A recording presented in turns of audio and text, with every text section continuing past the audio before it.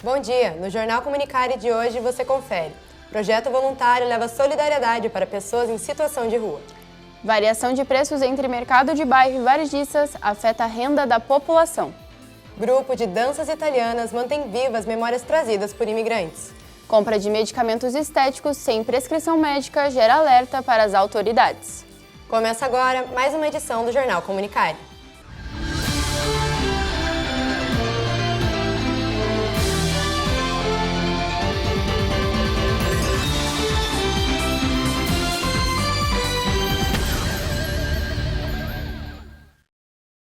Curitibanos sofrem com a variação de preços entre mercados de bairro e mercados de rede, impactando na renda da população. Tem sido cada vez mais comum ouvir reclamações sobre os preços dos alimentos. A variação deles entre mercados é recorrente e os curitibanos sentem no bolso essa diferença. Em Curitiba, o preço dos alimentos pode variar até 100% de um mercado para o outro. Existem alguns fatores que podem influenciar direta e indiretamente no preço dos produtos ofertados, dentre eles a localização, o tipo de mercadoria ofertada e qual o porte do mercado em que a compra é realizada. O professor e economista Luiz Roberto Antonic destaca que o preço dos produtos impacta na questão financeira da população curitibana. É muito baixa, então uma renda de 2.000 por uma pessoa já me classifica como classe média. Tá?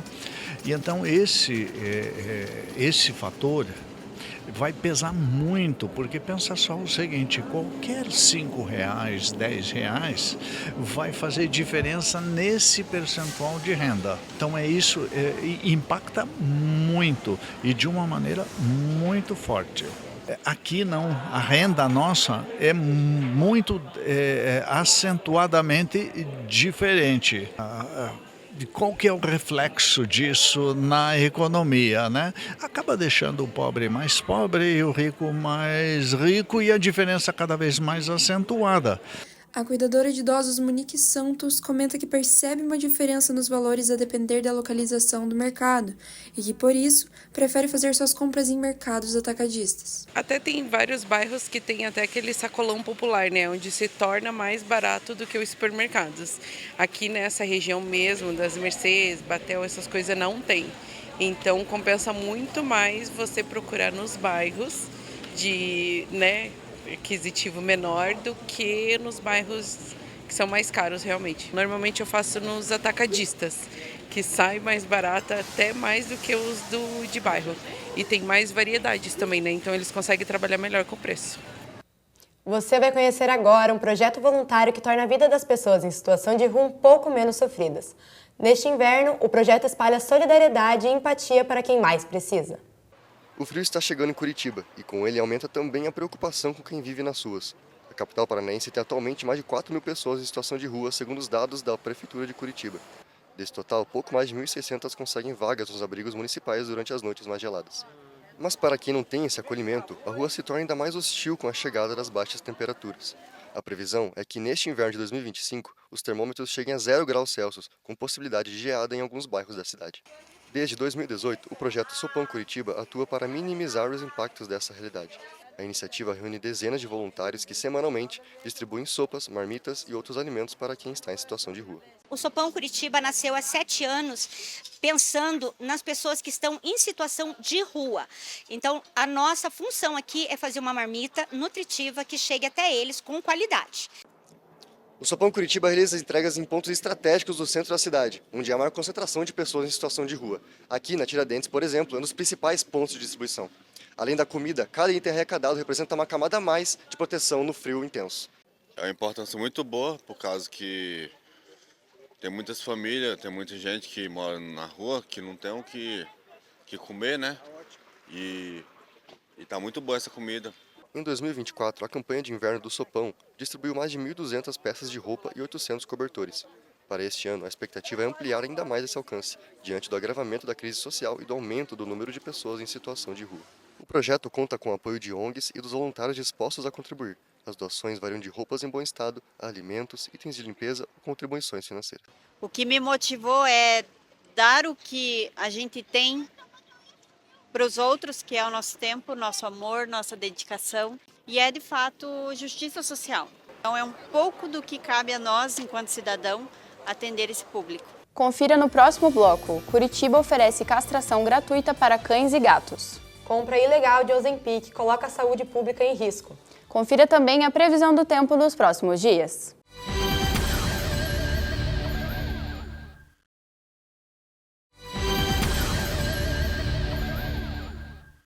Durante o mês de junho estão sendo realizados diversos mutirões para castração gratuita para cães e gatos. O objetivo do mutirão é a saúde e bem-estar dos pets. Os mutirões de castração estão sendo cada vez mais procurados em Curitiba. Nos últimos anos, diversos eventos estão acontecendo pela cidade e desde 2020, quase 1 milhão de cães e gatos foram castrados gratuitamente na capital. Além de trazer vantagens para os humanos, a castração traz ainda mais benefícios para os animais que passam pelo procedimento. Esse trabalho é maravilhoso, ele atende a população carente que não tem condições de bancar um custo desse, de uma cirurgia como essa e quer cuidar bem do seu animal. E daí ela vai prevenir várias doenças do sistema reprodutor, tanto das cadelas como dos cães, dos machos. Tumores mamários, piometra, que infelizmente acontece muito, tumor de testículo. Todas as doenças que acometem no sistema reprodutor vai ser prevenida, porque vai ser removido, tudo isso daí. Através do programa de castração populacional de cães e gatos da Prefeitura, os animais podem passar por cirurgias gratuitas de castração. Os atendimentos são realizados em unidades móveis através de mutirões ou também em clínicas cadastradas. Já tive 2 Yorks, uma delas eu cruzei e castrei e ela viveu 19 anos. A segunda eu fui castrar muito tardiamente, com 10 anos, e ela faleceu na cirurgia. No mês de julho, cerca de 6 mutirões acontecerão na capital paranaense, atendendo os moradores em diversas regiões, como em Santa Felicidade, Boqueirão, Pinheirinho, Boa Vista e na região central, aqui no Velódromo de Curitiba, próximo ao Jardim Botânico. Então, para castrar aqui no mutirão, a pessoa tem que fazer o cadastramento prévio pela Rede de Proteção Animal, que é um site, só colocar no Google, Rede de Proteção Animal de Curitiba, que já vai aparecer lá. Ela faz o cadastro do animal nesse site e lá vai ter na aba Eventos várias campanhas de castrações que acontecem em todo o município. Com o aumento no número de pessoas se automedicando por fins estéticos, a compra sem prescrição médica de Ozempic representa um risco à saúde pública. O mercado farmacêutico no Brasil tem apresentado uma nova demanda no setor. Com mais de 3,7 bilhões de reais em vendas, a procura indevida por Ozempic, Wegovy e Mounjaro é uma febre real para pessoas que procuram um medicamento para emagrecer. Uma nova regra instaurada pela Anvisa vai passar a exigir a retenção de receita médica para a compra de Ozempic e demais medicamentos voltados para o tratamento de diabetes e obesidade.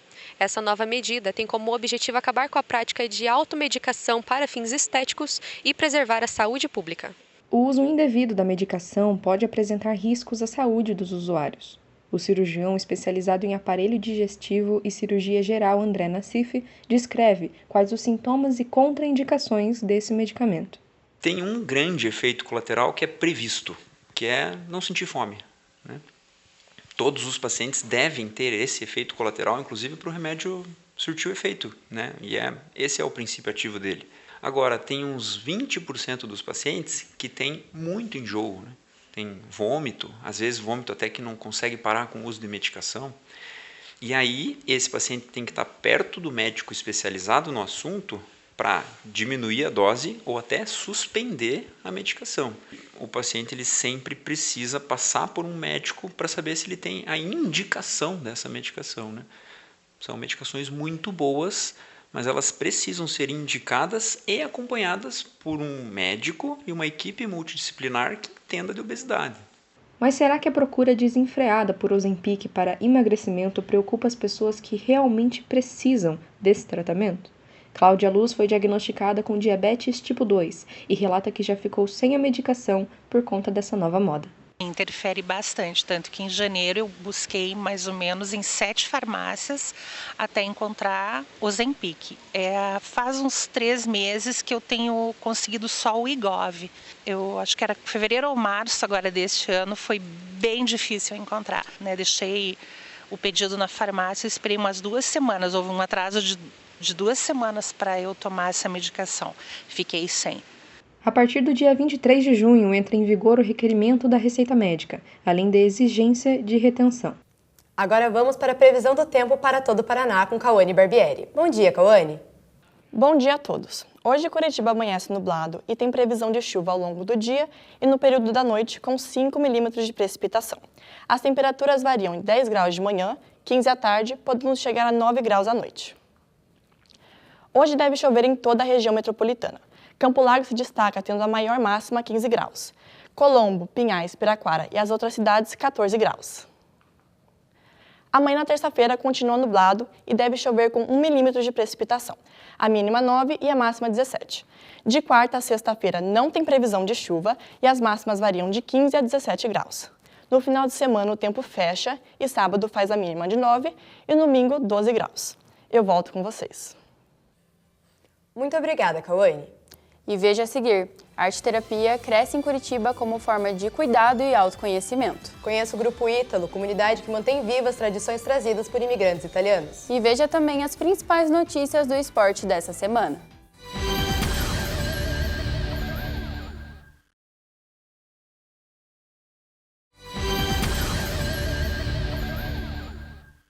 Você já ouviu falar em arte-terapia?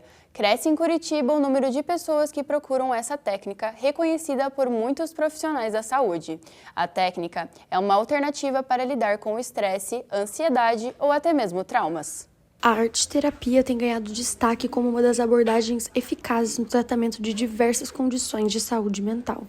Utilizando a criatividade como ferramenta terapêutica, ela permite a expressão de sentimentos e o desenvolvimento de habilidades emocionais e sociais. O Brasil está em crise de saúde mental. O Ministério da Previdência Social anunciou que em 2024 quase 500 mil de trabalhadores foram afastados de seus trabalhos por causa de doenças mentais como ansiedade e depressão. Isso não afeta apenas os adultos, mas também crianças e adolescentes. A arte-terapeuta Cris Mazzola explica um pouco mais sobre essa ciência e como isso pode combater as doenças mentais. Arte-terapia é um processo que se serve da arte, das linguagens da arte e dos elementos da arte como forma de expressão. E trazer à tona, dar luz àquilo que está guardado no inconsciente é necessário para resolver questões emocionais que ficam lá guardadas nos adoecendo. Por isso hoje, no mundo em que vivemos, estamos acompanhando tantas notícias de adoecimento mental. A saúde emocional das pessoas está comprometida. A paciente Hilary Vilaca é um exemplo de quem buscou a arte-terapia como escape e nos contou um pouco mais sobre seus motivos e como é o seu processo. Senti mudança em tudo. Eu comecei a cavucar problemas que eu não fazia ideia que existiam, sabia que tinha alguma coisa lá, mas eu não conseguia acessar, e a arte-terapia me ajudou a fazer isso e resolver essas questões. Isso mudou toda a minha vida. Eu já fazia terapia antes de outros meios, só que a gente geralmente escolhe o que quer falar, né? E com a arte a gente não tem essa escolha. A gente expressa mesmo sem vontade, mesmo tentando esconder as coisas, a gente expressa isso, porque é uma maneira muito genuína de se comunicar, né? Muito real. A arte ajuda muito a resolver questões que você nem imaginava que você tinha, então eu indico isso para todo mundo. Agora vamos de Giro do Esporte com Nicole Duarte. Bom dia, Nicole. Bom dia, Vitória. Bom dia, Ana. A 11ª rodada da Série B do Brasileiro não foi das melhores para os times paranaenses. Nenhum dos 3 representantes do estado conseguiu sair com uma vitória nessa última rodada. O Curitiba empatou sem gols fora de casa contra o Botafogo de São Paulo, mas conseguiu garantir a permanência no G4 da Série B por mais uma rodada. Atualmente, com 20 pontos, o time ocupa a 4ª colocação do campeonato e se destaca pela melhor defesa da competição, com apenas 6 gols sofridos. Além de manter uma invencibilidade como mandante, com 4 vitórias e 1 empate em 5 jogos no Couto Pereira. O Operário, que jogou nesse domingo, perdeu de virada para o Remo no Mangueirão por 2-1, com gols de Reinaldo e Sávio pelo time azulino e Rodrigo Rodrigues marcando pelo time de Ponta Grossa. O primeiro tempo de jogo acabou sem gols no Mangueirão, mas logo no início do segundo tempo, aos 3 minutos, o Fantasma abriu o placar. O atacante Rodrigo se livrou do zagueiro William Klaus e deu um chutaço de esquerda para abrir o placar no Mangueirão. Aos 21 minutos do segundo tempo, depois de um bate e rebate na área do Operário, o zagueiro Reinaldo aproveitou e mandou a bola para o fundo da rede. O gol chegou a ser anulado inicialmente por um suposto toque de mão, mas foi confirmado depois da análise do VAR. Aos 44 minutos, Sábio recebeu um passe de Pedro Rocha dentro da área, bateu cruzado e encobriu o goleiro, garantindo a virada por 2-1 no Mangueirão. Já o Atlético perdeu para o Atlético Goianiense em casa e vive o pior momento na Série B. O Dragão controlou a partida desde o início e abriu a vantagem logo aos 4 minutos do primeiro tempo. Depois de um escanteio cobrado por Marcelinho, Alex Vinícius subiu mais do que a defesa do Furacão e cabeceou firme no canto direito do goleiro Micael. No segundo tempo, o Furacão foi atrás do empate e até conseguiu balançar a rede aos 13 minutos. Depois de um cruzamento na área, Abraão cabeceou no travessão e Léo apareceu para completar de cabeça. Mas o VAR anulou o gol, marcando impedimento no lance. Essa foi a primeira vitória do time goiano na história sobre o Furacão na Arena da Baixada. Com o resultado, o Furacão tem somente uma vitória nos últimos 7 jogos e aparece na 12ª colocação da tabela, também com 14 pontos. Os times paranaenses voltam a campo nesse final de semana e ainda tem muita estrada para correr se quiserem voltar à elite do futebol brasileiro. Vitória, Ana. Muito obrigada, Nicole.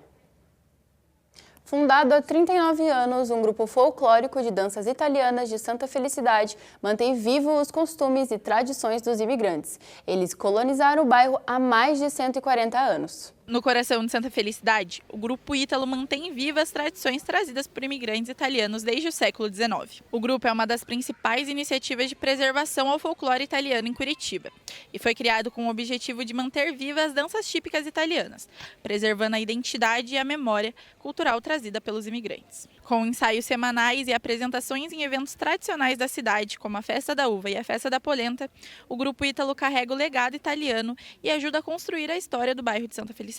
Rogério Flor é coordenador do Grupo Ítalo e integrante do folclore há 38 anos e conta como surgiu a iniciativa do projeto. A iniciativa surgiu dos imigrantes que vieram para Santa Felicidade de ter um grupo representando o bairro, porque existiam outros grupos italianos em Curitiba, mas não tinha um representando o bairro.